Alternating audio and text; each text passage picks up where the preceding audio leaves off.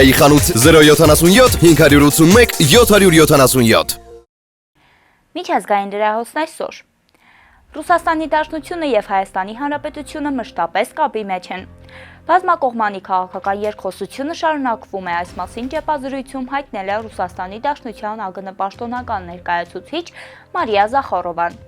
Նա հիշեցրել է, որ Նիկոլ Փաշինյանն ընդունել է հայրենական մեծ պատերազմում տարած հաղթանակի 80-ամյակի կապակցությամբ Մոսկվա այցելելու հրավերը։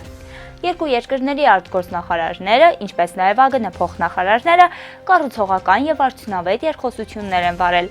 Գործում են միջ կառավարական եւ միջ խորհրդարանական մեխանիզմներ։ Զախարովայի խոսքով տնտեսական կապերը եւս զարգանում են։ Նախորդ տարի ապրանքաշրջանառությունը ռեկորդ է սահմանել, հասնելով գրեթե 12 միլիարդ դոլարի։ Կարծում եմ Երևանում զգում են ԵԱՏՄ-ին մասնակցելու պրակտիկ օգուտը, ասել է Ռուսաստանի Դաշնության արտգործնախարարության պաշտոնական ներկայացուցիչը։ Միևնույն ժամանակ նա ընդգծել է, որ իհարկե կան լուծում չստացած պահեր, մենք այդ հարցերը քննարկում ենք եւ հուսով եմ լուծումներ կգտնվեն, ասել է Ռուսաստանի Դաշնության ԱԳՆ պաշտոնական ներկայացուցիչը։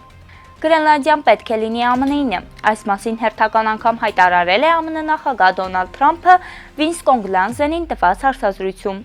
Մեզ Գրենլանդիան պետք է միջազգային անվտանգության համար, այն մեզ պետք է, այն պետք է մերը լինի։ Այն պաշտպանական եւ հարձակողական դիրք ունեցող կղզի է, այն է, ինչ մեզ անհրաժեշտ է, ասել է Թրամփը։ Միևնույն ժամանակ ԱՄՆ նախագահը վստահ չէ, թե արդյոք գրենլանդիացիները պատրաստ են լինել Միացյալ Նահանգների քաղաքացիներ։ Բայց ես կարծում եմ, որ մենք պետք է դա անենք եւ համոզենք նրանց։ Տարածքը պետք է մերը լինի, քանի որ առանց դրա հնարավոր չէ պատշաճ կերպով պաշտպանել երկրի այս մեծ հատվածը։ Այսպիսով մենք պետք է ունենանք այն եւ կարծում եմ, որ կունենանք, հավելել է նա։ Նախորդին հաղորդվել էր, որ ԱՄՆ փոխնախագահ Ջեյ Դի Վենսը այս շաբաթ կայցելի Գրենլանդիա, մասնավորապես գնահատելու անվտանգության ոլորտում իրավիճակը։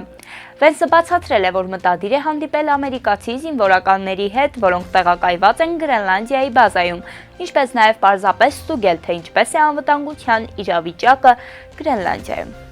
Ռուսաստանի Դաշնության նախագահ Վլադիմիր Պուտինը չի կարողանա երկար ժամանակ խստորեն վերահսկել ռուսական հասարակությունը եւ պատերազմ վարել, քանի որ նա շուտով կմահանա։ Կանխատեսումը Ուկրաինայի նախագահ Վլադիմիր Զելենսկուն է,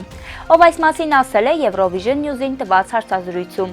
Զելենսկու համոզմամբ Պուտինը վախենում է կորցնել իր իշխանությունը, բայց դա կախված է ոչ միայն Ռուսաստանի ներսում առկա կայունությունից, այլև իր տարիքից։ Նա շուտով կմահանա, դա փաստ է, եւ ամեն ինչ կավարտվի։ Ասել է նա, չհստակեցնելով, թե ինչն է պատճառը, որ 72-ամյա Պուտինը կարող է մոտ ապագայում կյանքից հեռանալ։ Միևնույն ժամանակ Զելենսկին ընդգծել է, որ միջազգային հանրությունը հնարավորություն ունի փակելու Պուտինին, նախքան նա կավարտի իր բացարձակ վտանգ եւ անհաջող պատմական կյանքը։ Նրա խոսքով դրան հասնելու համար Ուկրաինայի արևմտյան գործընկերները պետք է ձգտեն պատժամիջոցների միջոցով ապակայունացնել ռուսական հասարակությունը։ Նա հավելել է, որ Պուտինը վախենում է մենակ մնալուց, սակայն Ուկրաինայում պատերազմի սկզբից ի վեր հնարավոր չի եղել քաղաքականապես մեկուսացնել նրան։ Ադրբեջանի նախագահ Իլհամ Ալիևը տիկնոջ Մեհրիբան Ալիևայի հետ կրկին Արցախում է։ Հայտնի է, որ Ալիևների ընտանիքը եղել է Աղդամի ակնայի շրջանում, գյուղ են բացել, որտեղ արդեն տներ, մանկապարտեզ ու դպրոց է կառուցվել։ Նախագահի կայքը տեղեկացնում է նաև, որ Ալիևները եղել են նաև բռնազավթված Շուշիում, որտեղ մզկիթ են բացել ու ծանոթացել առողջավերականգնողական նոր կենտրոնի շինարարական աշխատանքներին։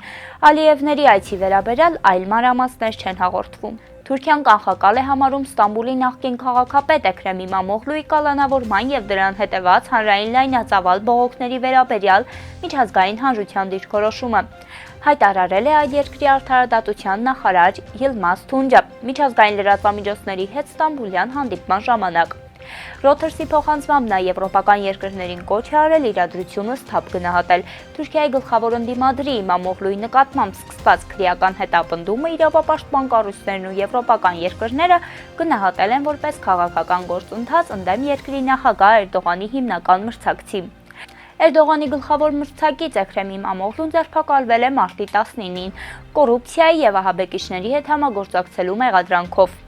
İmamoğlu'n հերքում է մեղադրանքները, դրանք անվանելով զսպարտություններ։ Մարտի 23-ին թուրքական դատարանը նրան կալանավորեց։ Ներքին գործերի նախարարությունն էլ ժամանակավորապես նրան պաշտոնից հեռացրեց։ Ստամբուլի քաղաքապետի կալանավորման դեմ Թուրքիայում բողոքի ցույցերը մեկնարկել են։